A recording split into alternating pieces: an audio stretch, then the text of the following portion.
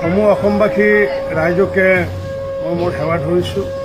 যিসকল বয়োজ্যেষ্ঠ নাগৰিক অসমৰ তেওঁলোকৰ শ্ৰীচৰণত মই সেৱা লৈছোঁ আৰু যিসকল মোৰ কনিষ্ঠ বা সমবয়সীয়া তেওঁলোকলৈ মই বহাগ বিহুৰ লোক আৰু শুভেচ্ছা জনাইছোঁ। আমাৰ আজি অকল বহাগ বিহুৱে নহয়, অসমীয়া নতুন বছৰৰ আজি পহিলা তাৰিখ আৰু এই পহিলা তাৰিখত পাটাচাৰকুছি সমষ্টিৰ অন্তৰ্গত ৰায়পুৰ গাঁৱৰ আজি নামঘৰত সেৱা লৈছোঁ আৰু সেৱা লৈ পেলাই ভগৱন্তৰ ওচৰত প্ৰাৰ্থনা জনাইছোঁ যে পাটাচাৰকুছি সমষ্টিবাসী ৰাইজৰ লগতে সমগ্ৰ অসমবাসী ৰাইজৰ যাতে সুফল হয়, মংগল হয়, ৰাইজৰ যাতে শ্ৰীবৃদ্ধি হয় তাই কামনা কৰিছোঁ। প্ৰতিটো পৰিয়ালত যাতে সুখ শান্তি আৰু সমৃদ্ধি হয় তাকে ভগৱানৰ ওচৰত প্ৰাৰ্থনা জনাইছোঁ। এই ৰায়পুৰৰ নামঘৰৰ পৰা সকলোলৈ মোৰ বিহুৰ সুযোগ ওলক আৰু শুভেচ্ছা জনাইছোঁ।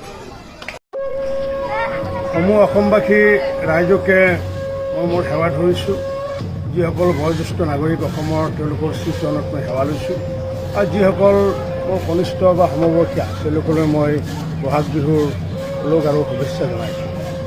আমাৰ আজি অকল বহাগ বিহুৱে নহয়, অসমীয়া নতুন বছৰৰ আজি পহিলা তাৰিখ আৰু এই পহিলা তাৰিখত পাটাচাৰকুছি সমষ্টিৰ অন্তৰ্গত ৰায়পুৰ গাঁৱৰ আজি নামঘৰত সেৱা লৈছোঁ আৰু সেৱা লৈ পেলাই ভগৱন্তৰ ওচৰত প্ৰাৰ্থনা জনাইছোঁ যে পাটাচাৰকুছি সমষ্টিবাসী ৰাইজৰ লগতে সমগ্ৰ অসমবাসী ৰাইজৰ যাতে সুফল হয়, মংগল হয়, ৰাইজৰ যাতে শ্ৰীবৃদ্ধি হয় তাই কামনা কৰিছোঁ।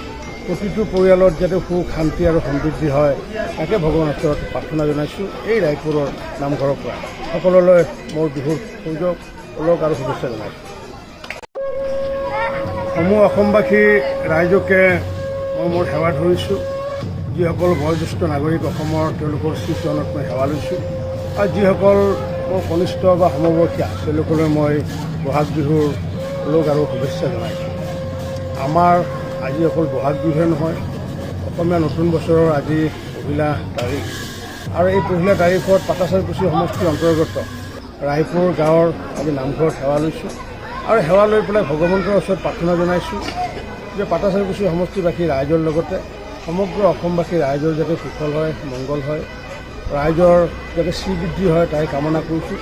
প্ৰতিটো পৰিয়ালত যাতে সুখ শান্তি আৰু সমৃদ্ধি হয় তাকে ভগৱানৰ ওচৰত প্ৰাৰ্থনা জনাইছোঁ। এই ৰায়পুৰৰ নামঘৰৰ পৰা সকলোলৈ মোৰ বিহুৰ সুযোগ ওলক আৰু শুভেচ্ছা জনাইছোঁ।